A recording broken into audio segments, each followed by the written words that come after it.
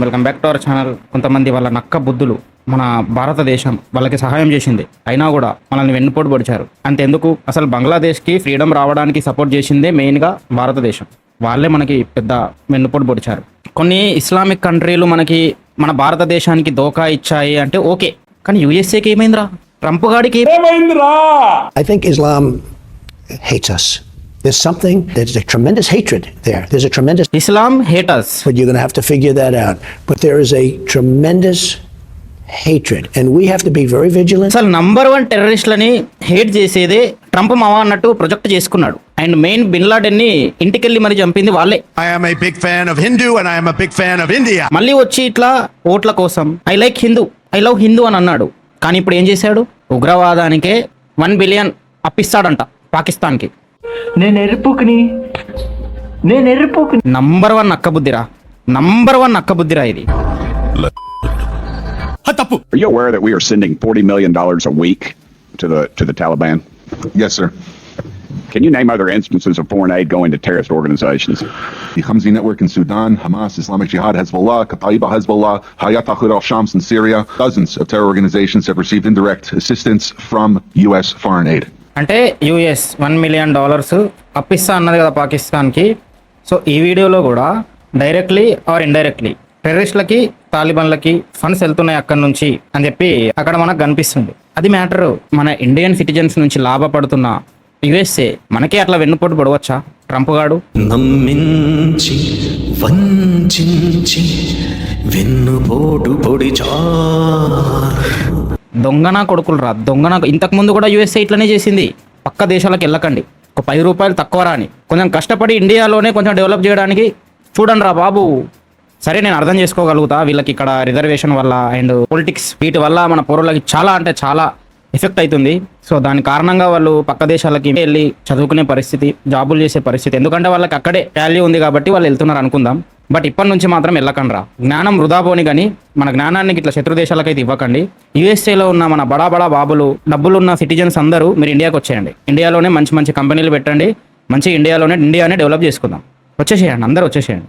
50% ఖాళీ అయిపోవాలా, లేకపోతే మీకు దేశభక్తి లేనట్టే, ఇండియా మీద మీకు సిగ్గులేనట్టే. ఆడెవడో అన్నాడంట, అరే యుఎస్ఏతో నువ్వు శత్రుత్వం పెట్టుకున్నా పర్లేదు కానీ మిత్రత్వం పెట్టుకోవద్దని. కరెక్టే అనిపిస్తుంది మరి. Because I have to do it myself. I know. అయినా ఓలా ఊబర్ అని అనగానే వాడు అలా దడుచుకున్నాడు ఏంటి అంటే terrorism has religion hence proven bro.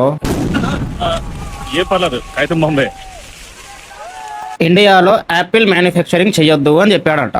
అంటే వాడి దేశమే డెవలప్ అవ్వాలి, మన దేశం అవ్వద్దు ఇంకా. అరే వీని ఏమెట్టు తీసుకొని కొట్టాలరా నేను ట్రంప్ గారిని? రే చాలా పాపం రా. నిజం మాస్టర్, రే చాలా పాపం రా. ఇండియా ఎక్కువ ఎగుమతులు దిగుమతులు చేస్తున్న దేశము అండ్ భారతదేశానికి నువ్వు నిర్మించాల్సిన అవసరం లేదు.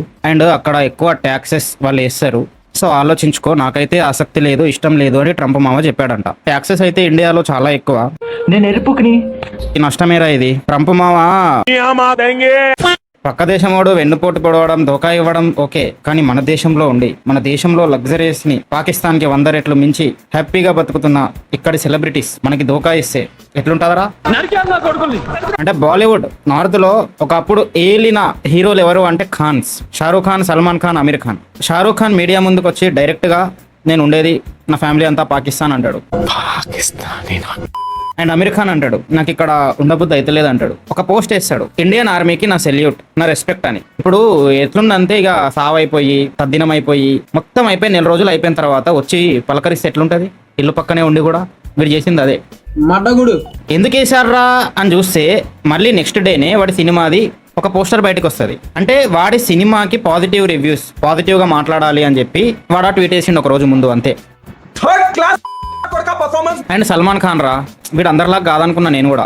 But thank God to the cease fire అని ఒక ట్వీట్ వేసి డిలీట్ చేసిండు. సో దీనివల్ల బిష్ణోయ్ గాడు ఈయన లేపాడు అనుకో, దాన్ని కూడా సెలబ్రిటీ చేసుకుంటారు. ఇంకా అట్లా అయిపోయింది నేను బతుకు ఆ ఒక్క ట్వీట్తో.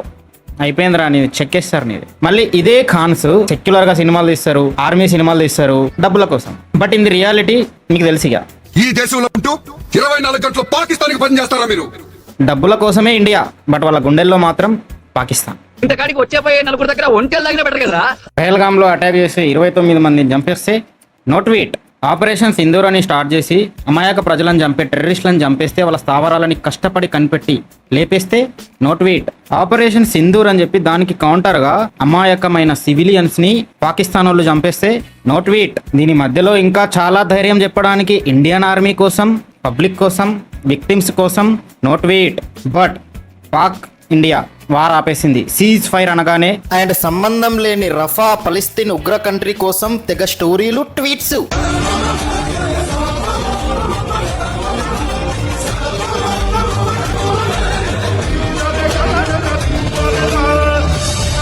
అండ్ ఈ బడా బడా ఖాన్ పీపుల్ ఒకప్పుడు ఏలిండ్రు కాబట్టి బాలీవుడ్ లో మాక్సిమం పీపుల్ ని పాకిస్తాన్ వాళ్ళని తెచ్చి కూర్చోబెట్టిండ్రు. వాళ్ళకి ఎంప్లాయ్మెంట్ ఇచ్చిండ్రు, వాళ్ళకి అవకాశాలు ఇచ్చిండ్రు. అందుకే బాలీవుడ్ లో మిమ్మల్ని ఉన్న మీద పెట్టిండ్రు, తెలుగు వాళ్ళని తీసుకెళ్లి నెత్తి మీద పెట్టుకున్నారు. ఇప్పుడు బాలీవుడ్ ని రూల్ చేస్తుంది ఎవరు? ప్రభాస్, అల్లు అర్జున్, ఎన్టీఆర్, యాష్, రామ్ చరణ్. అది. అండ్ అల్లు అర్జున్ కి పాకిస్తాన్ లో మంచి ఫ్యాన్ ఫాలోయింగ్ ఉంది. పుష్ప అక్కడ పెద్ద హిట్. ఆయన ఆపరేషన్ సింధూర్ మీద ట్వీట్ వేసిండు. దానికి 1,00,000కు పైగా కమెంట్లు వస్తే 40,000 కమెంట్లు బ్యాడ్ కమెంట్లు, నువ్వు డిలీట్ చేయు లేకపోతే అది ఇది అని చెప్పి. అయినా కూడా మన భాయ్ ట్వీట్ డిలీట్ చేయాలా. అండ్ కలెక్షన్లు ఎక్కడ తగ్గిపోతాయో అని భయపడాలా. అది దేశం మీద ప్రేమ అంటే. ఈ ఖాన్లు ఉంటారు దొంగనా కొడుకులు.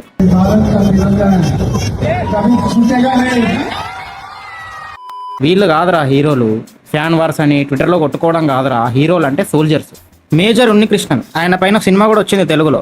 ఆయన బాంబే తాజ్ హోటల్ అటాక్ అప్పుడు 4 చంపేసిండు. అండ్ సోల్జర్స్ ని, అక్కడ ఉన్న సివిలియన్స్ ని కాపాడిండు. మొత్తం బుల్లెట్లు కొట్టించుకున్నాడు బాడీలోకి, చచ్చిపోయాడు. ఫైట్ చేసి చచ్చిపోయాడు. అండ్ మేజర్ మోహిత్ శర్మ టెర్రరిస్టుల మధ్య బతికాడు. వాళ్ళ సీక్రెట్స్ అవన్నీ తెలుసుకున్నాడు. ఒక 4 టెర్రరిస్టులను చంపేసి చివరికి చచ్చిపోయాడు. 30 ఏళ్ల ముందు మ్యాచ్ ఆడి ఇండియాని గెలిపించిన కపిల్ దేవ్ మనకు గుర్తుంటాడు. కానీ 18 ఏళ్ల ముందు మన కోసం యుద్ధం చేసిన ముస్తఫా ఎంత గుర్తుండడు.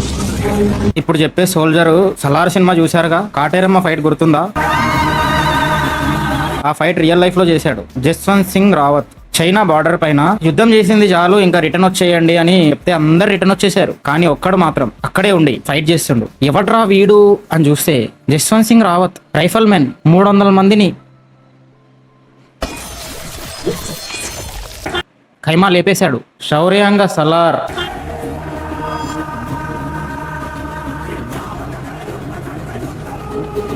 ఒక్కసారి ఊహించుకోనరా, మన పెహల్గామ్లో సివిలియన్స్ ని చంపినరు కదా టెర్రరిస్టులు, అక్కడ ఈయన ఉండి ఉంటే ఎలా ఉండేది? దీనిపైన ఒక సినిమా కూడా తీయొచ్చు ఈయన పేరు పెట్టి. తీస్తా నేను, నాకు ఎవరైనా ఛాన్స్ ఇస్తే. అజిత్ దోవల్, ఈయన అయితే ఏకంగా ఒక 3 సంవత్సరాలు మసీదుల ముందర బిచ్చమడుక్కున్నాడు. కొన్ని సంవత్సరాలు చెప్పులు కొట్టిండు పాకిస్తాన్ లో.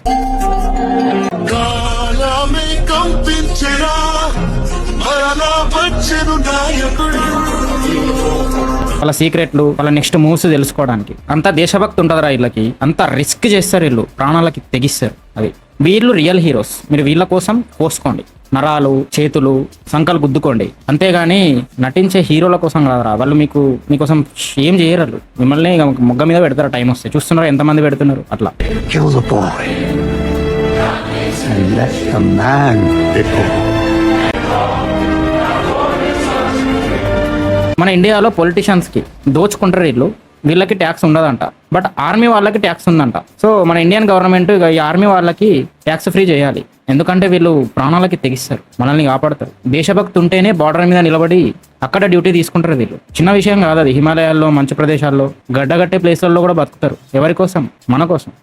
అండ్ ఇప్పుడే అయిపోలేదు వీడియో, పార్ట్ 2 ఉంది. పాకిస్తానీ ఇన్ఫ్లుయెన్సర్స్ అండ్ కొంతమంది చెప్రి వాళ్ళు ఉన్నారు, ఇండియాలో ఉండి కొన్ని కథలు పడుతున్నారు. వాళ్ళ రోస్ట్ చాలా ఫన్నీగా అండ్ బాగుంటుంది. అది నేను చెయ్యాలి అనుకుంటే ఈ వీడియోని లైక్ చేయండి, మీ ఫ్రెండ్స్ కూడా షేర్ చేయండి, సబ్స్క్రైబ్ చేసుకొని సపోర్ట్ చేయండి రా. చాలా మంది వీడియోలు చూస్తారు కానీ సబ్స్క్రైబ్ చేసుకోరు. Okay friend, bye.